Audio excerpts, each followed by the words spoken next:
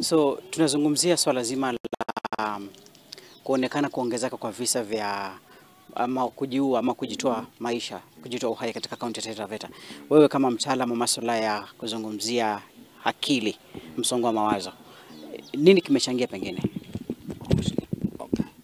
Kinachochangia kwa kiasi kikubwa ni hali ya maisha, msongamano wa kimawazo vile unasema, depression cases. Lakini cha muhimu zaidi ni tukumbuke kwamba hata huko mbeleni ambako hakukuwa na high cases ama visa vingi vya watu kujitoa uhai, kulikuwa na mfumo wa kuweza kuweka watu katika hali nzuri, yani social support system, ambayo kwa sasa kwa mfumo wetu haiko. Alafu wataalamu wa mambo yanayohusiana na afya ya akili, mental health practitioners kama sisi counseling psychologists na wengineo, hawapo katika miongoni mwa jamii zetu ama hawajulikani kwamba huduma hizo zinazopatikana. Kwa hivyo interventions, hali ya kuweza kupunguza ile impact, ile hali kwamba kwa mfano umekumbwa na kisa, umepatwa kwa mfano na shida pale nyumbani, hauna support system, watu wa kutegemea, hauna mtaalamu wa masuala ya afya ya akili kukimbilia, na hata pengine hujui utakimbilia wapi. Kwa hivyo watu wanazidi kujiweka katika hali ya upweke, na unapojiweka katika hali ya upweke, kitu kama depression ama masuala kama hayo yanazidi. Ndio maana unaona watu wanajitoa uhai. Vile vile kuna swala zima la kuwa na hope, kuwa na matumaini. Je, watu wetu wana matumaini katika maisha? Watu wamepungukiwa na matumaini, watu wamepungukiwa na ile hali ya kujithamini. Kwa sababu mtu anapofika kiwango cha kujitoa uhai, kwanza anajiona hana thamani. Pili, wakati ule anapoanza kufikiria mawazo kama yale ama anapotekeleza, huwa akili yake si timamu. At that moment huwa huyo mtu akili yake si timamu. Sasa zile interventions, mbinu za kuweza kuingilia kati kuhakikisha kwamba akili yake imebaki timamu kwa kiasi kikubwa, kwa kiasi cha kujiona bado yana maana, ama kiasi cha kuona kwamba bado maisha yako na maana ya kuendelea, kuna maana yeye kuendelea kuishi. Na nikuulize pengine kwa utafiti wako kama ama katika hali yako ya pita unaona ni kina nani ambao wanaonekana wanaathirika zaidi katika, je, wanaume ama wanawake? Kwa kawaida katika utaalamu wetu na tunavyojua, wanawake huwa wengi sana.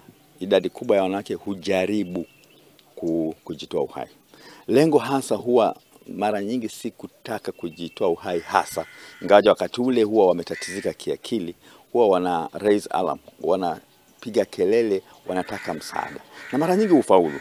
Hivi kwamba utaona kwamba wengi wao kwa sababu ya pengine jinsi walivyoumbwa, njia zao za maingiliano, social support systems zao ziko rahisi. Sasa mara nyingine anajaribu vile ili apate mtu wa kukimbilia kwake, ili apate nafasi ya kujieleza na kutoa kilio chake. Wanaume tunasema men suppress na women express. So wanaume wana suppress, wengi wana vilio vya ndani, uchungu wa ndani, na hivi kwamba hana mahali pa kujieleza. Na vile tunavyowalelea hata watoto wadogo, wanaume wanaelezea kwamba kulia na kutoa kilio chako hadharani ama mbele ya watu si sawa. Kwa hivyo anajililia na inazidi kumuuma, inazidi kumharibu akili, halafu jaribu kujitoa uhai. Niseme kwamba wanaume wanapopanga kujitoa uhai, huwa wanahakikisha kwamba hakuna reverse most of the time. Anapanga kwa muda mrefu na anahakikisha kwamba atakapofikia hapo hakuna atakayemuokoa. While wanawake huwa anapanga hivi kwamba anaweza kuokolewa, kwa sababu yeye anatoa kilio. Wanaume huwa wamemaliza hiyo kesi. La mwisho tukimaliza kwa sababu ya muda.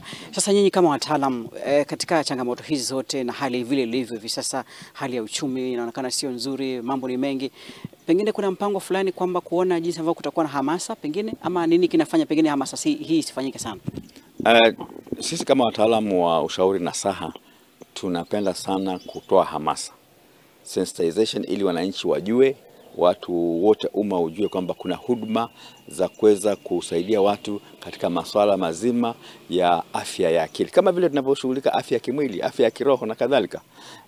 Changamoto imekuwa ni kwamba kuna gharama katika kutoa huduma kama hizo. Kwa mfano mimi kama mtaalamu wa ushauri nasaha, ukiniita mahali pengine utagharamika kidogo. Vile vile kuna changamoto ya kutojulikana kwamba huduma ya masuala ya afya ya akili ama ushauri nasaha ziko na kwamba zinasaidia watu wengi sana hawajui hivi kwamba hata hawakimbilii huduma kama hizo. Kwa hivyo sisi kama wataalamu wa afya ya akili na hata wale wa afya ya kimwili hospitalini na kadhalika, tunajaribu kuingiza swala zima la mental health katika kila aspect, na tunaomba sana serikali kuu na hata serikali zetu gatuzi ziweze kuingiza masuala haya katika mwingiliano wao na jamii, community outreach. Naam.